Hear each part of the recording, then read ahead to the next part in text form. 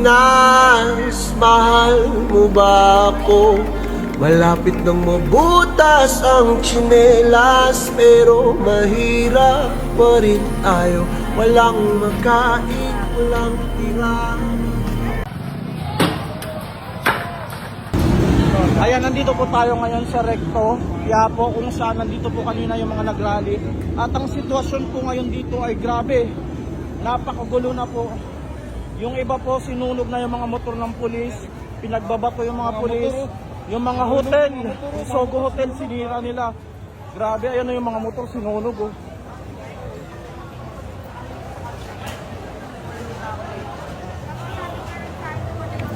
Grabe, mga upuan no, saan kaya galing yan?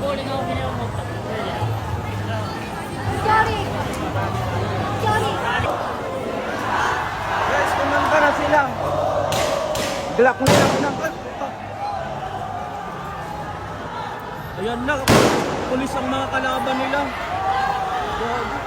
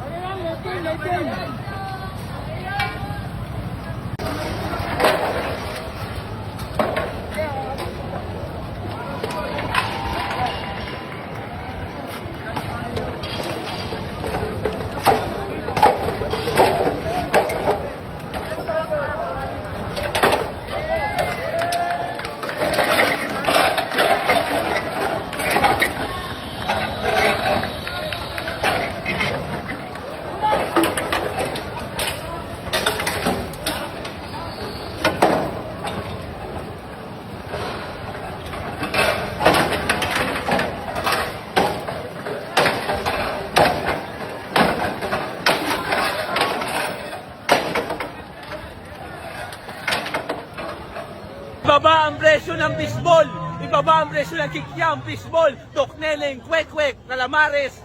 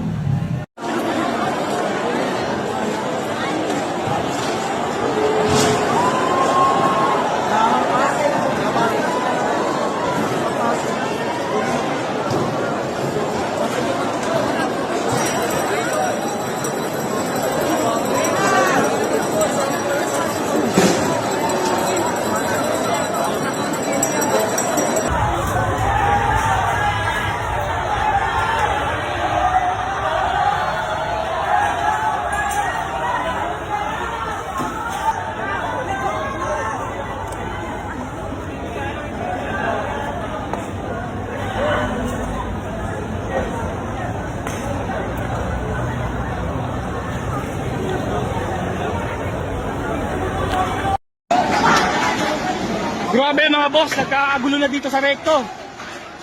Ayan o, nagkakagulo na.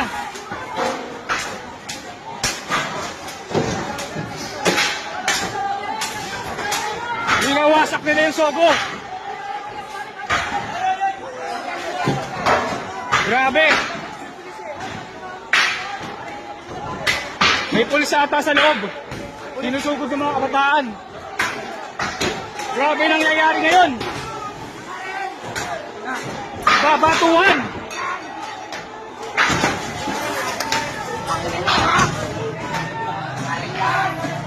Ang tatapang ng mga kabataan.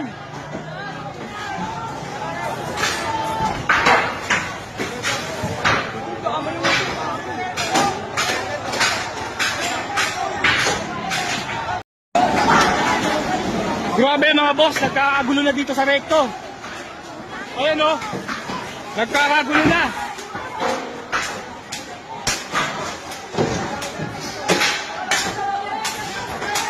Binawasak nila yung sogo. Grabe. May pulis ata sa loob.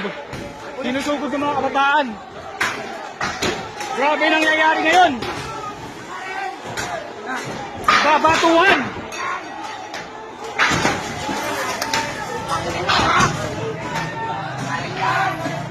Ang tatapang ng mga kabataan.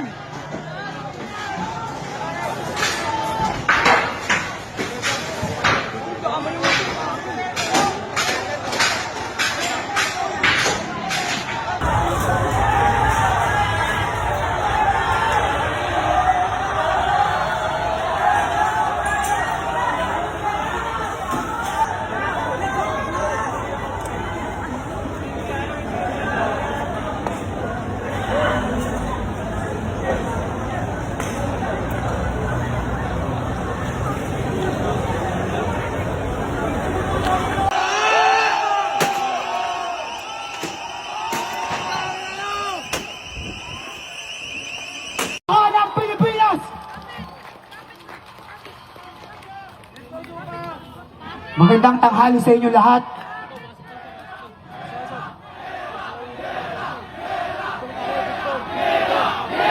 Naririnig ko yan. Naririnig nila yan.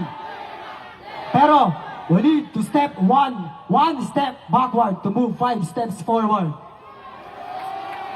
Kailangan nilang marinig to. Handa na ba kayo mga Pilipino?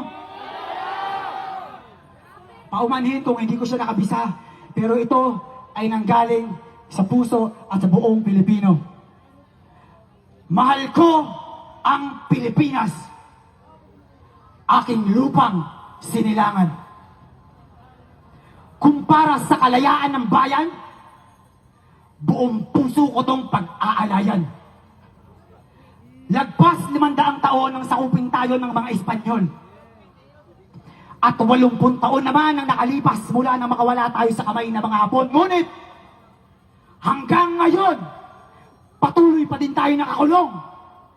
Mahirap at naghihikahos. Hindi dahil sa kamay ng banyaga, kundi dahil sa korupsyon ng mga madarambong na kapwa natin Pilipino. Ang ninanakaw nyo ay hindi lang kaban ng bayan, kundi mga munting pangarap ng mga kabataan. Ako, bilang isang Pinoy, ay magsisilbing boses ng higit 100 milyong kong mga kababayan. Dahil mamamatay na sila sa pagiging bulag, pipi, bigay sa karahasan na ginagawa ng bansa natin. Bangon kabataan! Tayo ang sagot na nakasaad sa kasaysayan. Bangon kabataan! Iparamdam nyo ang tunay na pagmamahal ng mga nasa laylayan. Bangon kabataan! Ikaw ang magliligtas sa nalulunod nating bayan. At tayo ang magsisilbing apoy sa pinatay na liwanag ng mga magnanakaw, upang magsilbing gabay ng mga susunod pang henerasyon at hindi na muling ipaagaw. Tama? Tama! Wala akong pinapanigang kulay. Ang pagparito ko ay para ganapan ng gampaning ipinagkaloob sa akin ng lupang sinilangan. Ang ibangon muli ang Pilipinas. Hindi kami titigil. Wala ba akong karapatang magising? Kung meron, kayo din. Mas mayaman sa pinakamayamang atleta sa buong mundo? Habang kayo may magagarang sasakyan na may mga tagahatid sundo, mahiya at bumaba naman kayo nang maramdaman nyo yung sigaw at inaing na mga nahihirapan. Kaya, sa bawat nalulutos na problema at mga nahuhuling magnanakaw, kailangan namin ng malinaw na pagbeberipika kung ibinabalik ba sa Pilipinas yung mga ninakaw sa kanya. At kung napapansin nyo yung mga suot namin, bakit hindi nyo napapansin yung mga napapansin namin? Kailangan pwede makapansin? Ginagawa ko to na nakapaloob ang boses ng milyong-milyong mga kabataan. Hindi ako yung kalaban mo. Hindi ikaw yung kalaban namin. Ang tunay na kalaban natin ay ang korupsyon at ang kahirapan. Kaya kung may mangyari man sa akin masama,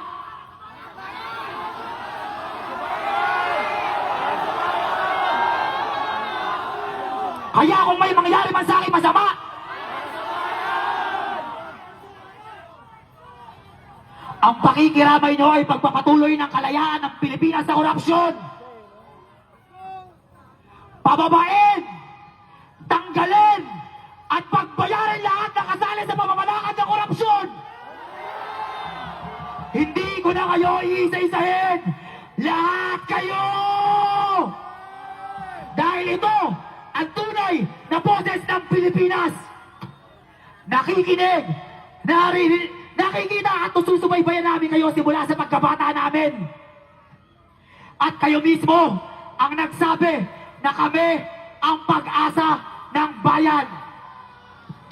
Kung hindi kayo titigil, hindi rin kami titigil.